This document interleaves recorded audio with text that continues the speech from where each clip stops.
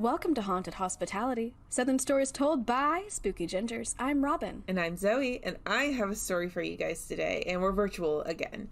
But first, Robin, how's life? Life is good. So Zoe, I was recently just driving all around the North Carolina mountains. You certainly were. Objectively, I guess I wasn't driving for that much time, because, I can drive for almost a full day and not end up being that fatigued by driving, that sick of driving. But there's something about just swerve and swerve and swerve and mountain road and don't die off the cliff that just really took it out of me. But that's not my update. My update is that I stopped by at the Nantahala River and we stepped in there, and I was in my skinny jeans that I rolled up mid-calf because I did not plan ahead very well. And just something about being in that ice cold water surrounded by nature really put a balm over me. I was at peace for about 10 minutes there, and I just, guys, what is a balm for you? Not asking, this is a rhetorical question, but people listening, what is a balm for you? What do you want to go and do to relax? It doesn't have to be standing in ice water. It can be something else.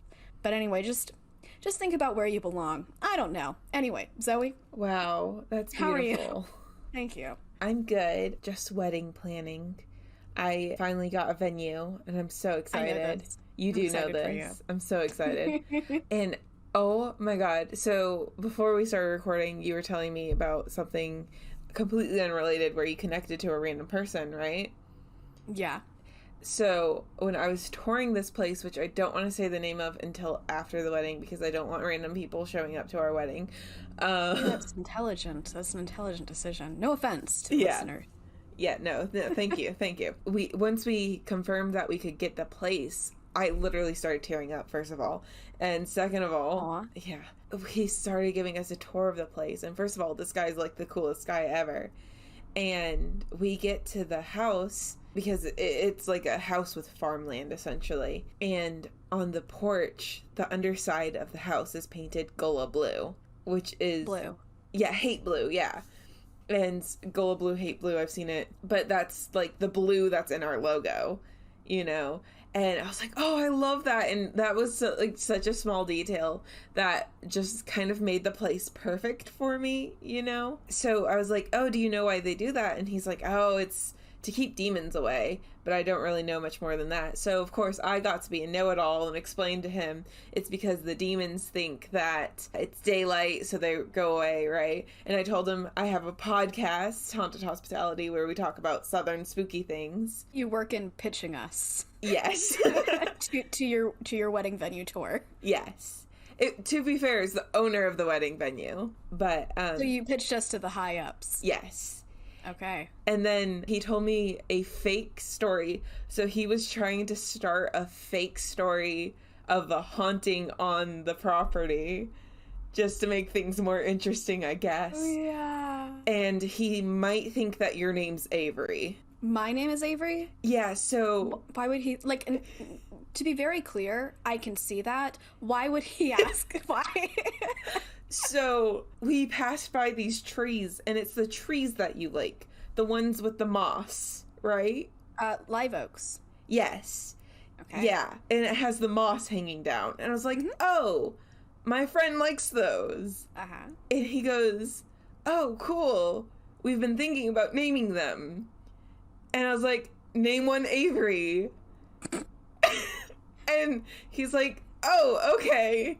And it wasn't until, he made a comment about something else that I was like, wait, did he think I said, name one Avery because name it after my friend who likes the... Yeah. Wait, are you saying that I could have had a live oak named after me? Yeah. And you just pulled the name Avery out of thin effing air? Yeah. I'm sorry. Okay. Thanks for this. You're welcome. I don't know. To be fair, I was a live oak named after me at a fake haunted wedding venue. Oh my gosh. I'm sorry. Well, to be fair, I was like, okay, what kind of names does Robin like? And I'm like, I don't know. Hayden? I like the name Robin. Hayden? Wasn't that one of your names? No, it was Hadley. That one, yeah. And, like, I'm over that name. No offense to any Hadleys out there. Yeah. I also do like the name Avery, so, like, good job on that. But, like, don't steal the name of any potential future children. Just name it after me. My God. My brain wasn't even going down that path. But, yeah. So my apologies if you're listening, Kevin.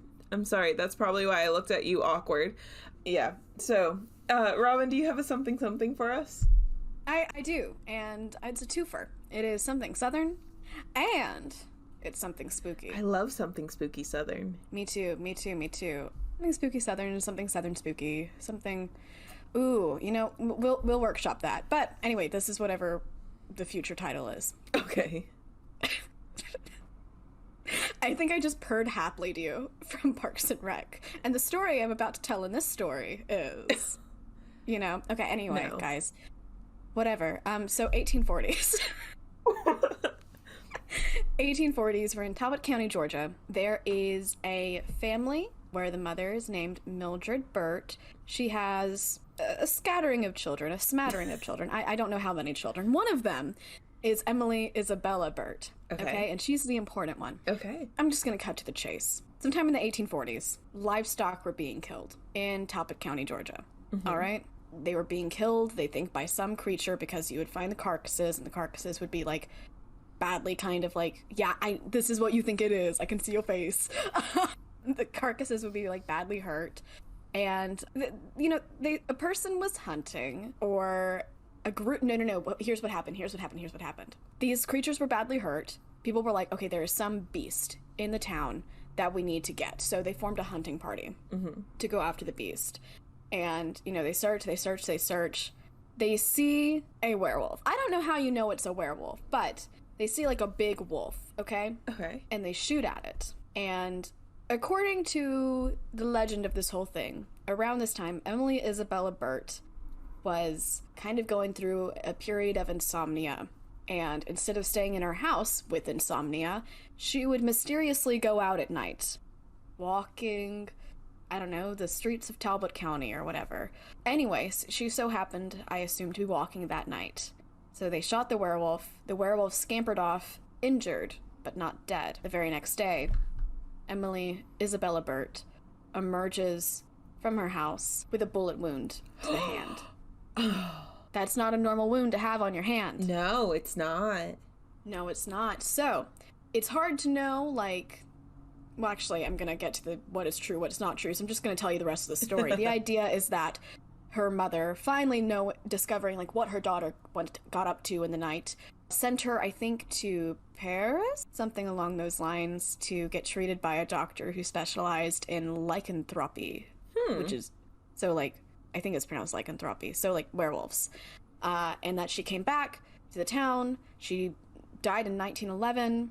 She has a grave there. You can visit the grave. People say, like, you go to the grave, and then you can hear the wolf howling, or potentially see the wolf going around, and that she is the wolf, and the wolf is she.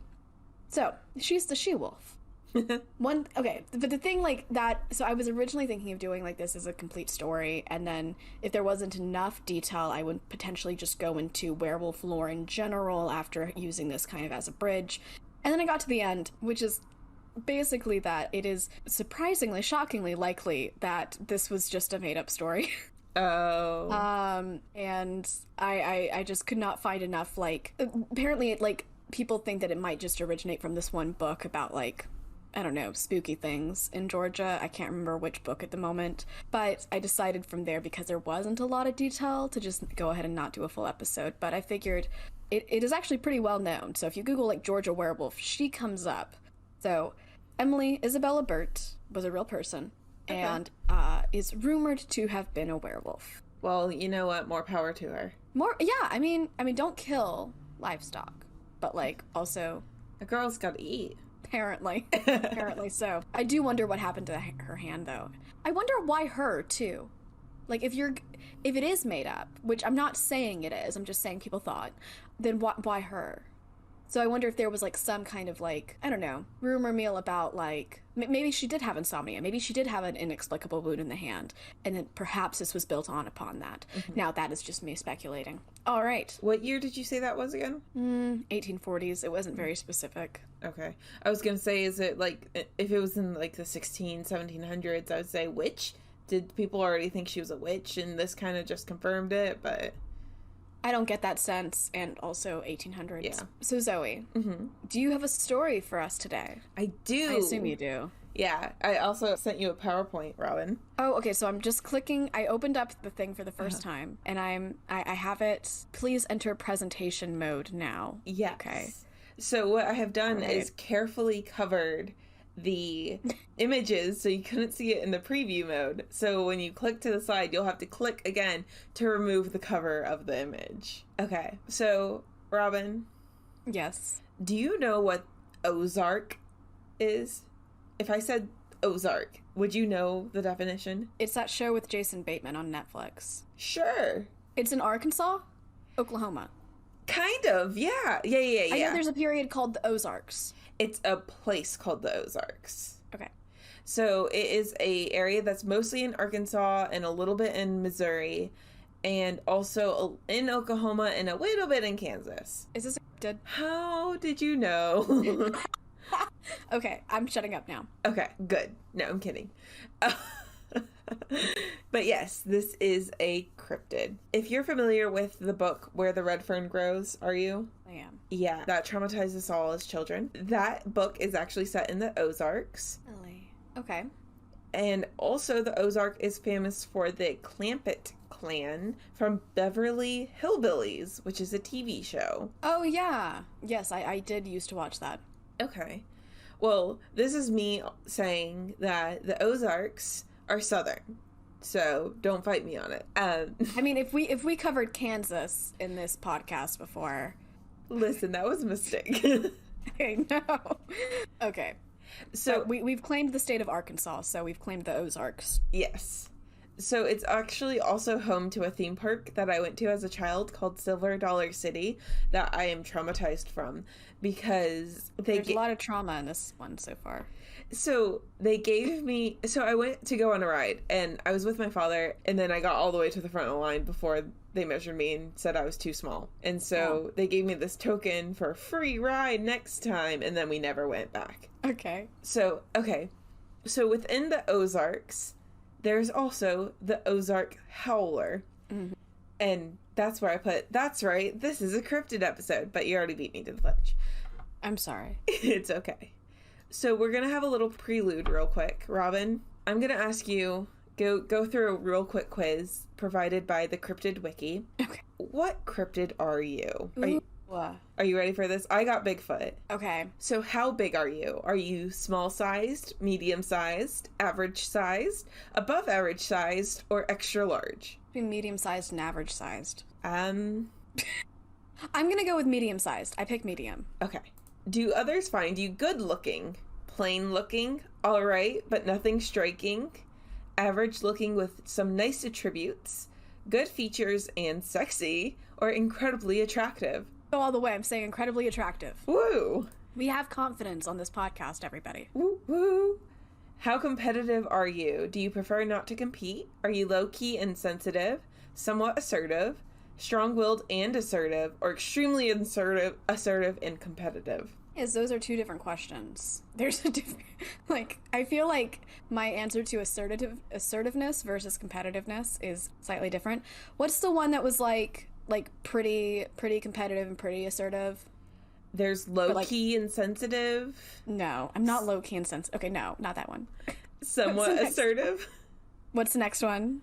Strong-willed and assertive. It depends on the context. Okay, just go with somewhat assertive for right now. Okay. Let's go with somewhat assertive. Okay. How would you rate your intelligence? Avoids intellectual pursuits. Okay. Clever, but prefer non-intellectual pursuits. Okay. Intelligent. Mm-hmm. Very intelligent. Mm-hmm. Out of this world level genius. I think I am very intelligent. Okay. I doubt it, but okay. No, I'm kidding. I just realized the way I said okay sounded like that. thought about saying something, and I was like, no, I'm just gonna let her have that, okay? Okay, what's your favorite type of food? Seafood, anything sugary or salty, barbecue, tropical smoothie, or fruit snacks? I don't have a favorite food. Barbecue. Barbecue. What is your athletic ability? None. Occasionally plays sport. Enjoys sport for recreation. Plays sport competitively. Extremely athletic and agile. I'm going with I occasionally play sport. Okay. Which is so weirdly worded. How much do you like traveling? A, never travels. B, stays close to home. C, vacations are fun but not essential. D, I love to travel. Or, I guess E, I've been everywhere. The D, I love to travel, and the reason behind that is because a few episodes ago, I think I said, I need to get out of the state. I need to get out of the state. You did say that. I got out of the state. Yay! Yeah. You got one state away. I got one. The world was like, okay, you can have one state. One state, Robin. One. How much time do you spend with friends or family? None. Keep to myself and family. Prefer the company of small groups of friends. Popular and outgoing. Extremely outgoing. Reminds me of a text I recently sent you. I'm gonna go with the small groups of friends thing. Okay, let me just pull what was the exact verbiage. Let's see. Let me find the gif of David that you sent me. There it is. I sent her a gif of David from Schitt's Creek telling her about my upcoming plans. I'm wildly popular. Some might even venture to say I'm beloved. What can I say? Everyone wants a piece of me. All right. Do you look creepy? A, what? Why? B, yes. C, too much. D, no. E, little bit. Little bit? Yeah. Okay. I saw my face in a Zoom today, and I was like, ugh. Not as in, like, ugly, but as in, like, kind of devious. Can I just say, previously you did say that you were incredibly attractive, so... Those things are not mutually exclusive. Okay, sure. All right, so last question. What cryptid do you like? Chupacabra, Loch Ness Monster, a who? I've never heard of that one. Bigfoot, or the Flatwoods Monster? Like? Which one do you like? I've never heard of the Flatwoods Monster, but I like the way it sounds, so I'm gonna go with that one. All right, let's view your results. You are El Chupacabra. What's that again? That's the goat sucker. I'm sorry, what? It's in Mexico, New Mexico, Texas area. And it's like this hairless dog that has a long, like, tube tongue and 3 teeth, and it drinks the blood of goats. Very southern. Very southern. All right, I will, I gotta make a she-shirt. I am a chupacabra. Yes. Okay. I just wanted to go through that real quick. You're welcome. Thank you very much. Mm-hmm. Thank you. Yeah. Thank you. I'm happy to know this. Okay, but back to the Ozark Howler. That's where we were. So this creature is a bear-like beast with gray, shaggy coat, sometimes described as black, usually seen at night, so that's why people can't really tell. It has a thick body, stocky legs, glowing red eyes, and backwards horns like a ram. It has a cry that is described as a combination of a wolf's howl, an elk's bugle, and the laugh of a hyena. And I will have a link. What? Like, that doesn't seem... I don't know how you combine all those sounds. Well, I have a link in my sources that is the Travel Channel Ozark...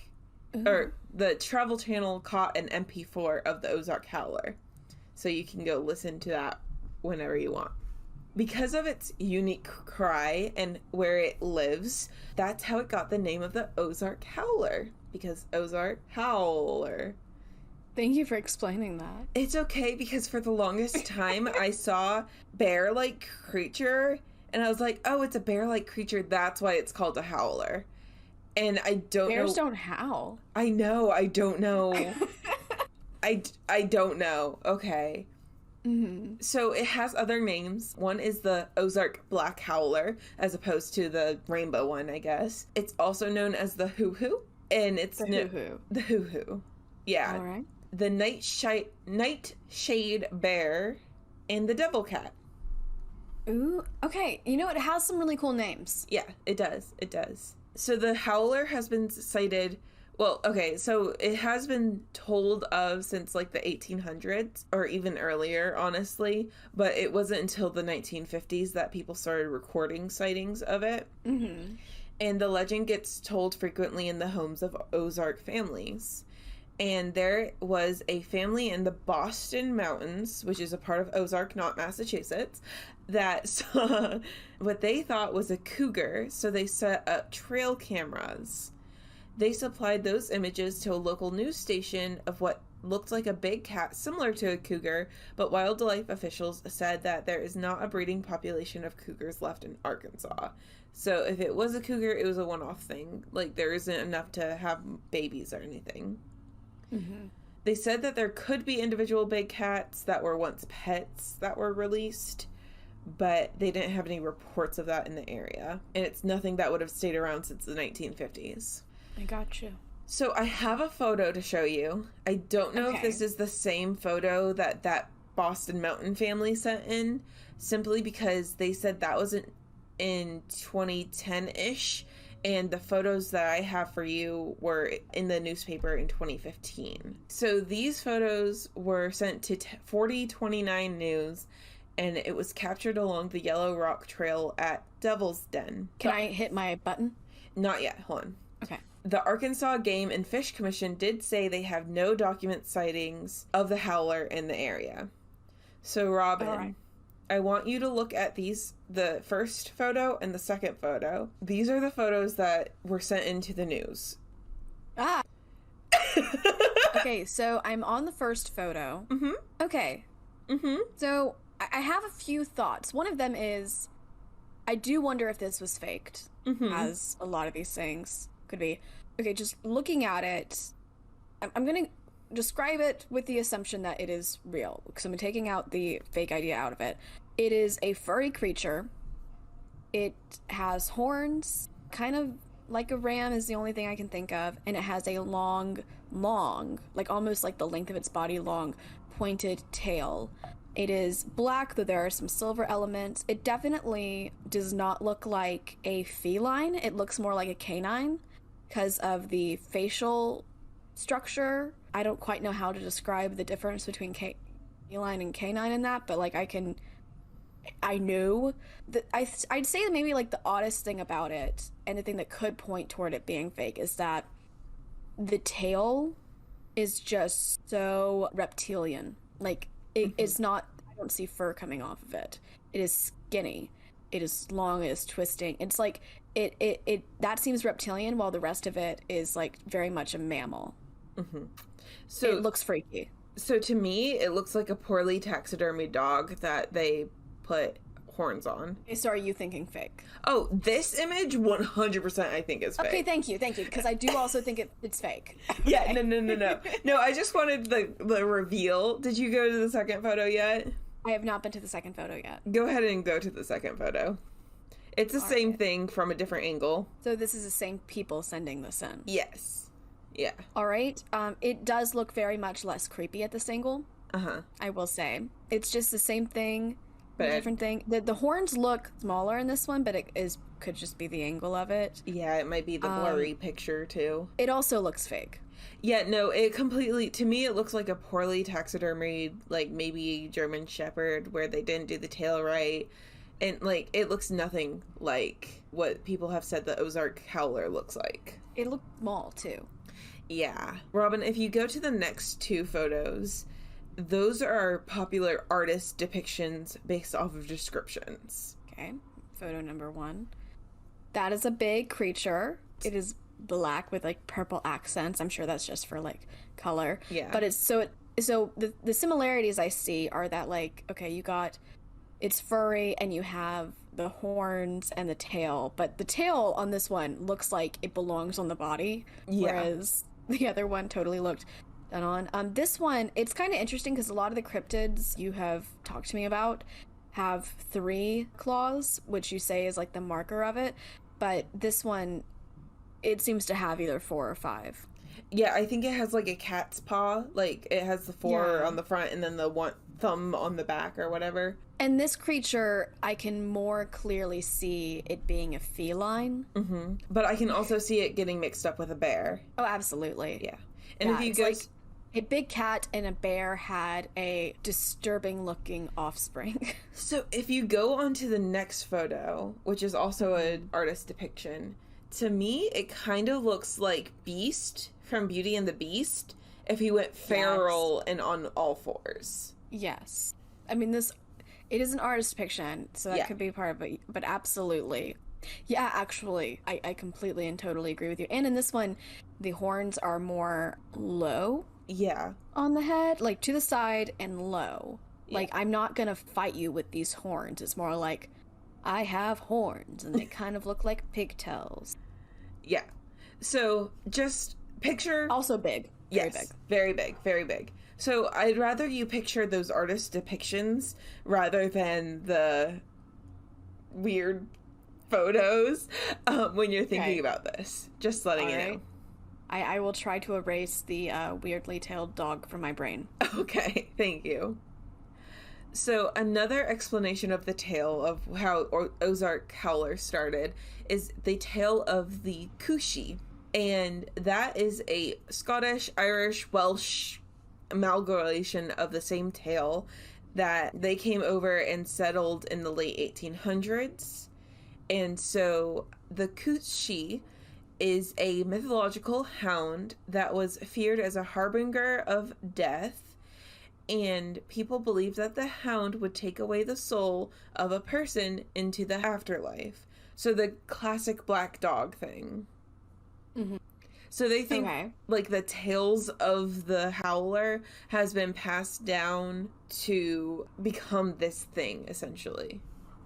I'm sorry, the tales of the Coochie has been passed down and became the Howler. Oh, okay, I got you. So is there anything about the Howler that kind of goes into the lore of delivering souls? No, unfortunately, a lot of people just say, like, I saw this thing and it tried to eat me. Wait 1 second. Are there a lot of people shooting at this? Like I don't think so. I think most of the people ran away. Okay. Yeah.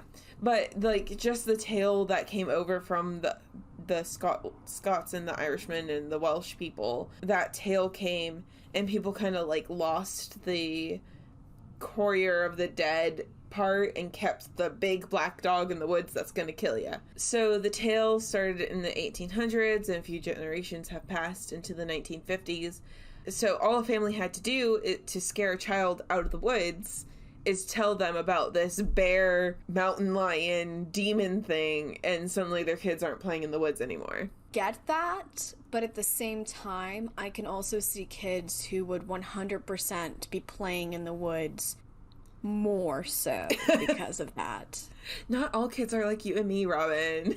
I'm just saying, you tell me there's a monster in the woods, like, I'm not gonna, like, live in the woods, but I'm gonna, like, check the woods out, you know? Mm-hmm, completely. It reminds me of a time when I was a child and we heard that there was a mountain lion in the woods, and so we put together our adventure gear and we went into the woods and we saw what was, I was later told was a house cat, but in my memory, it's a mountain lion. Mm-hmm. So, like, I have a memory of seeing a mountain lion right off of Lake Murray, but it was actually a house cat, according to my brother, who was also there. I love your imagination. I know, I do too. Do you think, like, a lot of ghost stories are just, like, the person is convinced they saw a ghost, but really they saw, like, a portrait or something? It's very possible. Yeah. The way it's memories what work. Our brains will fill in. Yeah. Oh, yeah. Because apparently when you remember things, you aren't remembering the instance that happened. You're remembering the last time you remembered it. And that just, that really screws me up. It's like a game of telephone in your own brain. And so, like, that also means, and I've seen this around some, but, like, that the memories that you hold most dear are also the most distorted. Mm-hmm. Because you often think on them. You often think on them. And then that means if, like, there is something out there that you don't really want to be thinking about that much, when you do think about it, you're remembering it more true to life. I guess that's true. The brain is a cruel, cruel place. Sometimes it's lovely. Like in the Nantahala. Sure. Sorry. Okay. All right. So some skeptics say that the Ozark Howler legend is a hoax that started in the 1990s by a college kid. So basically the way the story goes is that this college kid was actually, it's really funny you got Chupacabra. So the college kid was online in forums and being like, look, the Chupacabra's not real. People just started it. And people are like, oh no, it's a mythos. It goes back years and years. So it has to be real. And the guy's like, no, I can tell you, I'll show you how easy it is to start a fake folklore tale. Oh, shoot.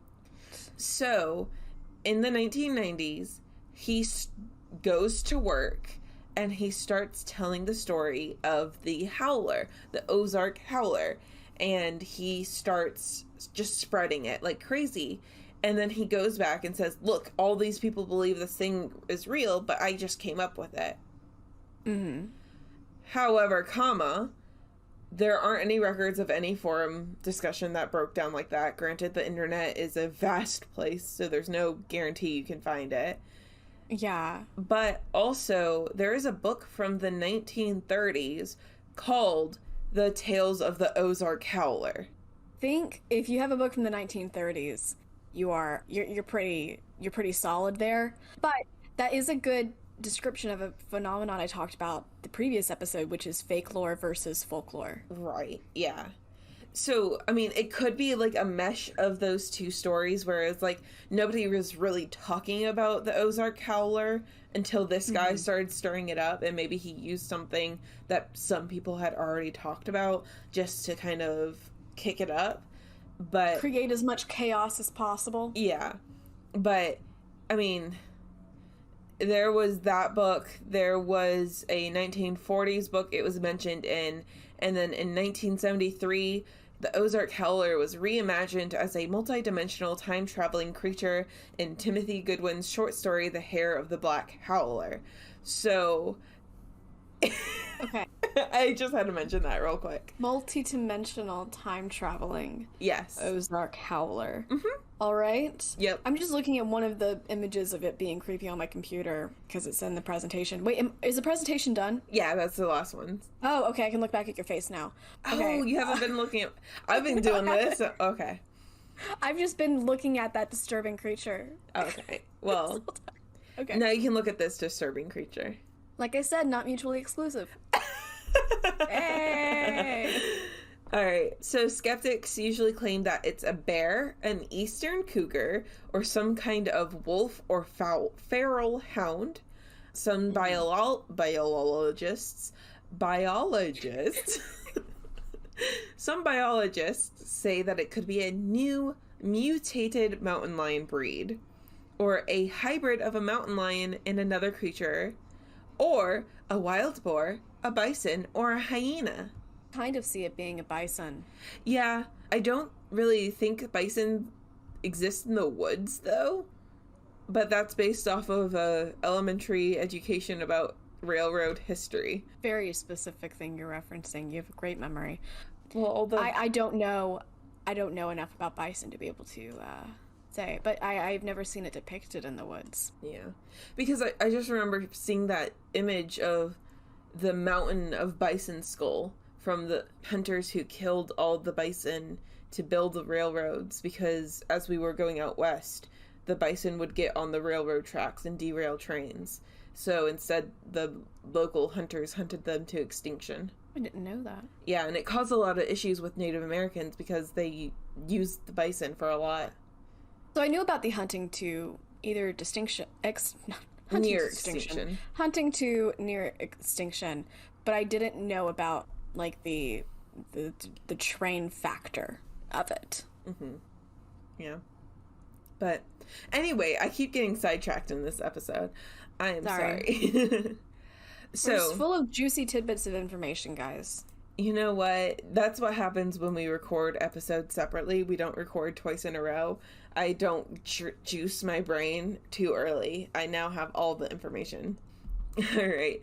So the real reason I'm here that will completely prove the existence of the Ozark Howler is the recorded sightings. Okay, let's get into it. So just like with Folk Monster, I have a list of recorded sightings. Some of them come from ozarks.org. The others come from cryptids, that's with a Z, .fandom.com. Okay. If it comes from cryptids.fandom.com, I will say what user said it. But if it came from ozarks.org, they pulled a compilation and posted them anonymously. Okay. So the first official sighting was in 1946 in Red Oak, Oklahoma, which I think is in the area. I don't know states. But so the quote is, "It seems that a good number of soldiers were coming back home to try to make a living after the war and had built some new houses outside of town in order to start their new families. Apparently, something disturbed where some of the houses were made and let the residents know how upset it was. The description was classic Ozark Howler, tall, at least 4 foot at the shoulder, thick, and shaggy fur, sort of like a thick cat in its build, or perhaps like a thin bear, with glowing red eyes. Not like... I love when we get those. I know, right? You can't have a cryptid without glowing red eyes. Mm-mm. Actually, this is my third cryptid, right? I think so, because you had Lizard Man, Folk Monster, and now this fella. So all 3 have had glowing red eyes. Good running. Good running thing. Okay, so glowing red eyes, not like the yellow or orange reflection you'll get from cat's eyes at night. Mm-hmm. And making a creepy kind of howling noise, very deep and guttural. Some of the old hunters said it reminded them of a elk bulging, but at a lower pitch. Okay. Then in the 1950s, there were several reports of a, quote, black goat-shaped creature, end quote, roaming the forests. Those are different things. Completely, yes. Okay, just would like that to be known. Goats I don't think I would look at a mountain lion and be like, that's a goat, you know? You did look at a house cat and we're like, that's a mountain lion, though, so I don't know. In 1980, a truck driver had pulled off to the side of the road for the night, and he saw what he described as a black cat-like creature, but big cat, with a long tail, shaggy fur, a stocky build, a beard, and red eyes. Very disturbing mental image. I think the beard plus the red eyes is really what gets me. Well, you know what they mean by beard, right? Like how a goat will have a beard. Yeah, like, I'm not saying it's like a gentleman with a beard. I don't know why I said gentleman. I'm not saying it's gentleman with a beard. I'm just... It's creepy. Okay. All right. And also, like, honestly, if you're talking about, like, similar to a goat's beard with red eyes, I mean, the images it's conjuring up are very satanic. Yeah. I didn't even think about that. All black, horns. Yeah. Mm-hmm. Yeah, the horns. Huh. Yeah, 100%. Huh, okay. In 2004, Fort Smith, Arkansas, multiple residents complained about the creature, having seen it, heard the call, or found footprints. No, I couldn't find any photos of casts. Some believed it to be a big cat. Others said it was a monster. Okay, can I have a tangent real quick? Yes. A very small one. Go ahead. Okay. I've been thinking, what makes a monster a monster? Because a monster is just a scary thing that has a body that exists. And I mean, there's whole bunches of scary animals that have bodies that exist. You could make the argument that an alligator is a monster. And you know what? Because, like, you know, Monsters, Inc., I just think the monster in your closet and everything. If an alligator came out of my closet, I'd be freaked. If whatever this is. I mean, okay, well, this is saying it's like a monster thing. If a mountain lion came out of my closet, I'd be freaked. Where is the line between, like, monster versus real thing? Are we just saying that monsters are, like, mythical? I think it's kind of like the difference between an airplane and a UFO. Like, so we can see the airplane and we can go, okay, that's an airplane. But we see... You have people argue, though, that you can... I'm sure there are people be out there who are like, no, that was a UFO. I saw a UFO. Yeah. You know? Well, I mean, if you take UFO to the literal definition of unidentified flying object, like, I guess a monster is, like, a creature that we don't know what it is, essentially. So the mystery is what makes it. All right. Thank you. Oh, plus add an element of danger. So, like, mystery and a sprinkle of danger. Like, how did this alligator get into my closet? Ah, I'm in danger. Yeah, but you know it's an alligator, so... Okay. Add horns to the alligator. I'm just saying, if, like, this fuzzy little creature with big ol' eyes and an adorable smile just landed on my desk suddenly out of the blue, I'd be like, who's this little guy? And if he started purring at me, I'd be like, this is an adorable little creature. But then when he smiled, he had fangs and his eyes glowed red, I'd be like, get this monster away from me. That's a good point, Zoey. Thank you. I hope that never happens to you. I doubt it will. Yeah. Yeah. If it did, what an episode. I know. So in 2006 in Oregon County, Missouri, there is a quote. A friend of mine got up very early in the morning around 4:30 a.m. When he went outside, he noticed his livestock were very frightened and had huddled in a cluster in the corner of the fence by his house. He had some binoculars, casual, so he took a look in the direction from which they had ran. He said what he saw looked like a big black panther. He quickly changed his mind when he began walking down the field and saw the thing running along his fence line. He said it had very long ears or horns and was black with thick fur. It had a long tail like a cat, but looked like a mix between a cat and a dog. It was broad and about as big as a Great Dane, and it had eerie, reddish eyes that gave him chills. There's no reason for him to make up such a story, and he was very shaken up from the sighting. This was in Oregon County, Missouri. But I just love the line of, there is no reason for him to make up such a story. And it's like, so we have to trust you, internet stranger? We have to trust you who is trusting him. Yeah. Yeah. That's a lot of levels of trust when I don't know any of anybody. I don't know your name, like there's just no trust. There's no trust. I can't, nah. And who has binoculars at 4:30 in the morning? Suspicious. All right. In 2009, in Arkansas, a ranger on duty at a remote Arkansas station told a reporter recently that she believed Ozark Howlers were real. In fact, she'd recently seen one. It was late at night, and something big and black darted out in front of my vehicle, she said. I stopped to get a closer look, and I couldn't believe what I saw. A huge black panther. It snarled at me before it disappeared into the woods. Although the ranger reported the incident to her superiors, she said the Arkansas Fish and Game Department refused to acknowledge the existence of the creatures because no one had ever caught one or recovered a carcass. Despite reportedly hundreds of sightings, the Arkansas Fish and Game Department state that the legendary Ozark Howlers were pet panthers that had escaped captivity. Well, I mean, okay.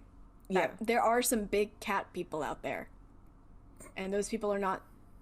You shouldn't own big cats. I'm out here putting my foot down. No Tiger King. Yeah. The one thing that is like kind of lends some, if not like credibility, at least like a factor to it, is that she is a park ranger. Mm-hmm. And these people are outdoors a lot. You wouldn't necessarily think that they'd be easily shaken. Well, you remember in the folk monster where I said like officials didn't necessarily believe in it, but they're like, hey, don't call out people who say they've seen it. Yeah. So I feel like the Arkansas Game and Fish Department, or Fish and Game Department, I feel like they have something up their butt about this, because like every single quote I see about them on every single source, it's like, no, this doesn't exist. You're just saying things. It's like, I think there's a conspiracy there. Do you think the Arkansas Fish and Game Department is gaslighting? Yes. People who see it? Yes, Okay. yes, 100%. I think they know something that they're not telling the rest of us. Oh my goodness, guys, you heard it here first. Big Arkansas fishing. Opinion. Big Arkansas fish game. Oh my gosh. But yeah, so that was like the millionth time I saw that. I was like, what do they have against the Ozark Howler? They're probably just so incredibly annoyed with all these people being like, I saw it, and they're like, Okay, so around 2009, this sighting happened around 2009, 2010 in southwest Missouri. User of the name Tyler's Harambe posted, I was young, maybe 8 at the time, and lived in southwestern Missouri. I lived in a small house with 10 acres and some farm animals, very far out in the country near a small village where all my neighbors were at least 10 miles away from each other, with forestry everywhere. One night I remember waking up and everyone was asleep besides my mom, who was standing at the screen doors to the back porch finishing smoking. She told me about a sound she had just heard that, in her words, sounded like a mix of a witch's laugh, a hyena, and a coyote howling. After that, she tried recreating the sound as best as she could, and to this day I haven't heard or experienced anything else that's given me the chills or goosebumps so badly. Which, I do want to clarify, it's his mom making the sound, not... Yeah. It's just so funny. Yeah. Yeah. Okay. Around the area was tons of coyotes. There was one time me and my mom saw what looked like a possible mountain lion at the back of our 10 acres, and a neighbor who said that they had shot and killed a bear years ago. There was another occasion where my dad was picking me up from the weekend, parentheses, divorced parents, and while driving down the dirt road, saw what looked like a litter of black and white mixed baby cats. Not like kittens, but like maybe the offspring of a large-sized cat, which was really odd since there weren't panthers around that I knew of, and mountain lions are orange. Now I've told this to lots of friends, and no one seems to have experienced something similar, and I thought it was just a me thing, but after coming across this cryptid, it sounds like I might have heard the creature, and maybe seen little kittens of it too. Now we know how it procreates, or how its kids looks. Yeah, and he's like, oh, I haven't heard anything like it since. And it's like, well, you heard your mom say it, and you saw cats. Like, yeah, that's... Okay, can I tell you where I'm leaning now, or should I just, wait till the end? The last story I have for you is either, let's say, it's either, holy crap, this thing exists, or, oh, you wrote a beautiful story. Okay, I will wait. I will hold off. Okay. So, date unknown, Hot Springs, Arkansas. Quote, last year around New Year's, I was driving home after a party and I was going around this curve, which was really tight, especially at night after a party, if you know what I mean. And I saw this big thing run across the road right in front of me, caught in the headlights. I didn't see a whole lot, but the one thing I did notice is that it had a big, long, thick tail. At first, I thought it was a bear, but then I thought, do bears have big tails? I couldn't remember for a while, and then I remembered that they don't. I was pretty confused and a little scared, so I just started my car right back up and went home. Don't drink drive. Don't drive drunk. I was about to say this person admitted to driving under the influence, so I'm taking what they said with a grain of salt. I just love that little, do bears? No. Okay, let's go home. I'm gonna put money on they were high. Yeah, maybe. It could be either way. Yeah. No DUIs, please. No DUIs. Don't do it. Especially not around mountain curves. Don't do it. But don't do it there either, because it takes a lot not to accidentally drive off a mountain. Yeah. I'm still tired. You recently had experience with.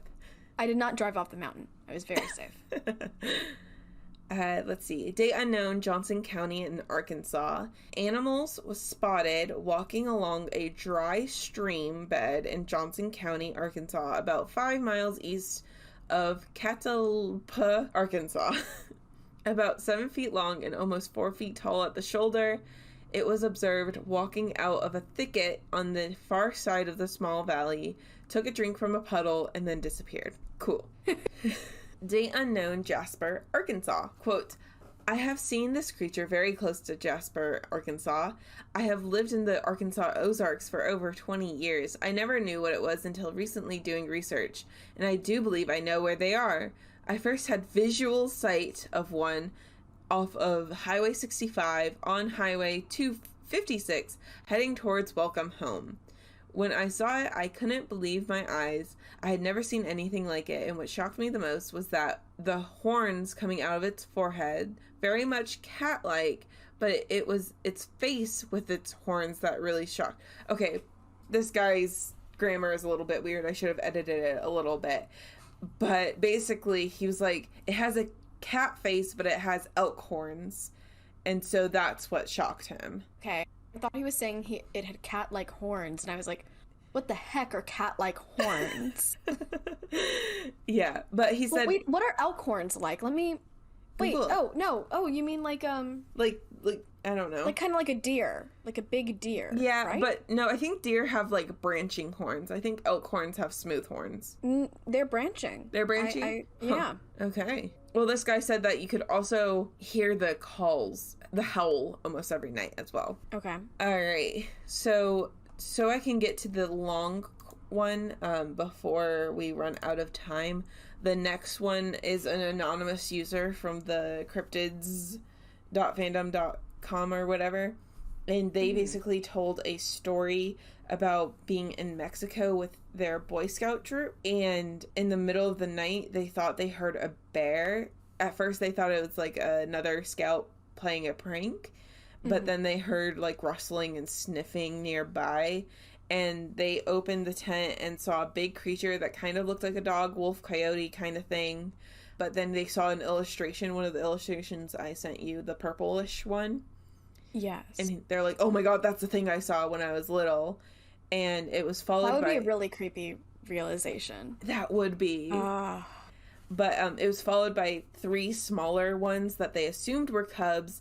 And then they started running and yelling and screaming into the night. And the things ran away.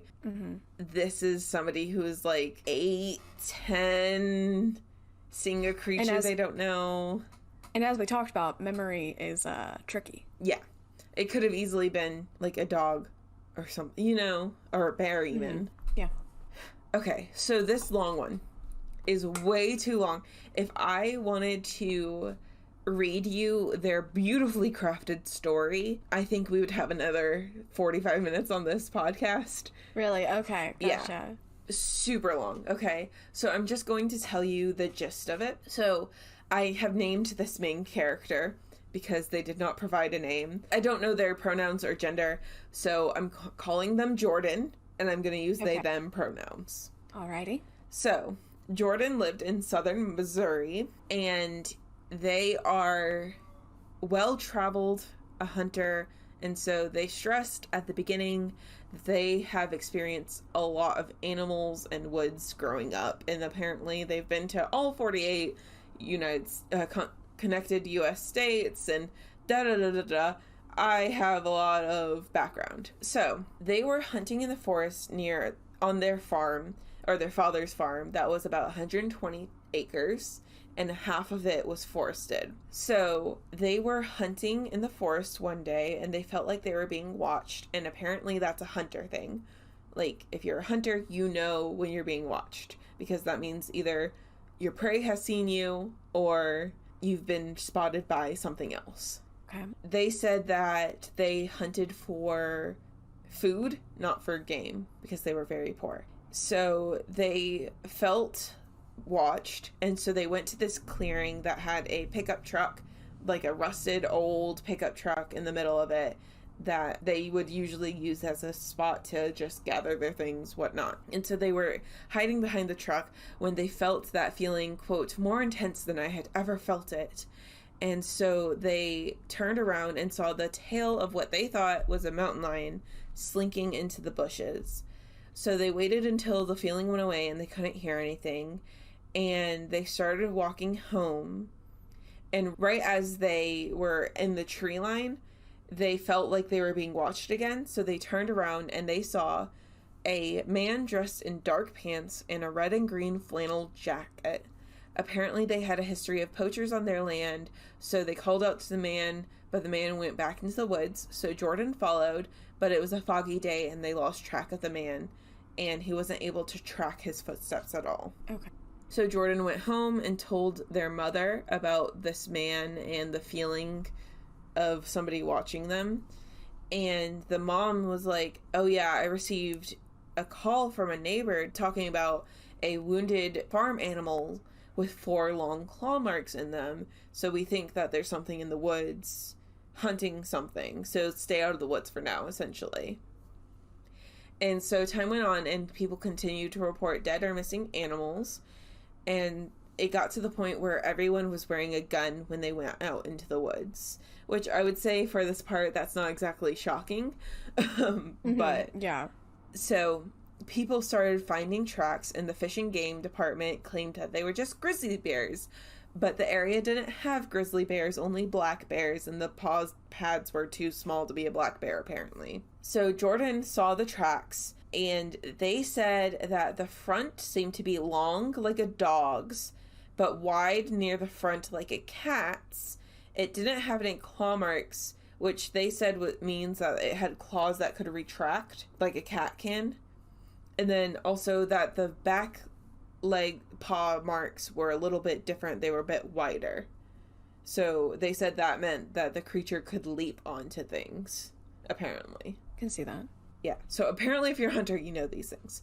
So that the first thing kind of happened in the summer, or early summer, I would say. And then this is about mid-fall. They were hunting again, and they got the same instinctual feeling. They looked around and found a freshly killed deer and a, quote, thing. It was huge and black, crouched on all fours like some kind of big cat, but with big yellow eyes, bigger than I've ever seen, and a thick shaggy mane that flowed just from behind its head to the middle of its back. It wasn't a lion or cougar or bear. I've never seen its like since. So Jordan carefully moved sideways, keeping their eyes on the creature, and the creature started growling at them. So they slowly moved until they were out of sight of the creature, and then heard the creature moving towards them. So they booked. They booked it. Okay, that's good. Yeah. So they went to the tree line and they went towards the clearing with that truck and heard the creature chasing after them. And they hid behind the truck, trying to get a clear shot with the rifle, thinking the truck can protect them a little bit, when they saw the man in the flannel, and he was wearing the same outfit as the previous time. Okay. He pointed to the trail that led out to the woods, and so Jordan took that trail running. Okay.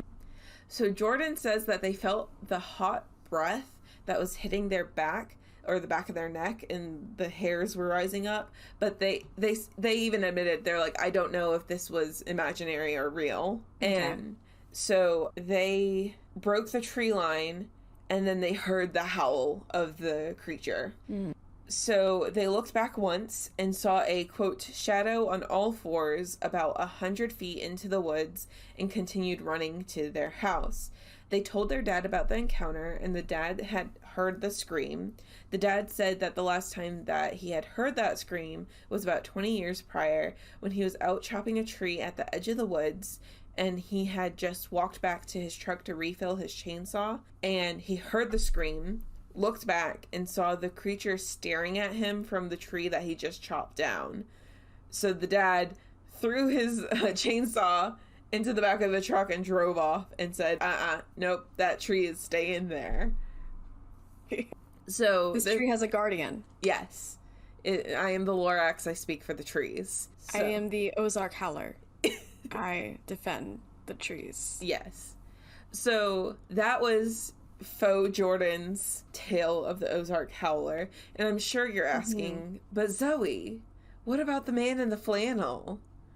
That was one of the things, yes. So as a casual remark, Jordan says in like the last sentence, oh, by the way, there was a moonshiner that was killed in the woods a while ago who disappeared. So he's like, Jordan was thinking that this was the ghost of a moonshiner who had been killed by the beast while he was moonshining. Would explain why you're in the same clothes. Yeah. And so I think the implication there is that the truck belongs to that moonshiner. Mm-hmm. But, see, if it wasn't for that aspect, yeah, I honestly might have believed this story. Okay, I'm really glad you don't. If it wasn't for that, like, perfectly tied bow with the truck that, you know... It is a perfectly tied bow. I think I fall on the side of this is a... You didn't read from the story, you described it, so I can tell, like, this is a beautifully written story. Yeah. I feel like it's that kind of thing, like, on Reddit, that you were talking about, like, that no sleep thing, where it's just like, if you want to read a scary story, go there. And, like, yeah, do it. Perfect. It was very entertaining, but I don't think it should be on ozark.org. I don't think that this is incontrovertible proof that the Ozark Howler exists. Yeah. So, Robin, pulling off of what you said about the Myrtle's plantation, since we are at the end of my facts, if you can call them that, 1 to 10, scale of 1 to 10, how likely do you think it is that the Ozark Howler exists? And I'm sorry. You're a 1? I'm a 1. I don't think it exists. Okay. I'm so sorry.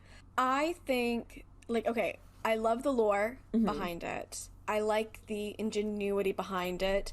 There's just, I think for me, I think that there are just a few too many creatures that, like, it could be. Mm-hmm. And there's not anything that, like, has, like, every one of its aspects. But, like, when I factor in, well, some of these stories are just lies. Yeah. Some of them are fictional enhanced by fear. Some of them are just, you probably saw it really quickly. Some of them are passed down third hand. I think that, like, each one of these could be, like, some sort of big game animal. Right. That we already know of. Mm-hmm. I'm sorry. But I really I liked learning the stories. So I think of all the cryptids I've covered, I feel like Ozark Howler is probably the least likely to actually exist. Okay. No, so I think I would give it like a 3.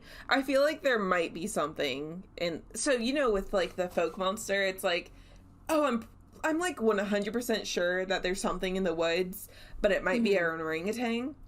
Like, there's something out there. Yeah. I do think that there's something out there. But with Ozark Howler, I feel like that something might just be, this person saw a mountain lion, and this person saw a dog, and this person saw a goat, you know?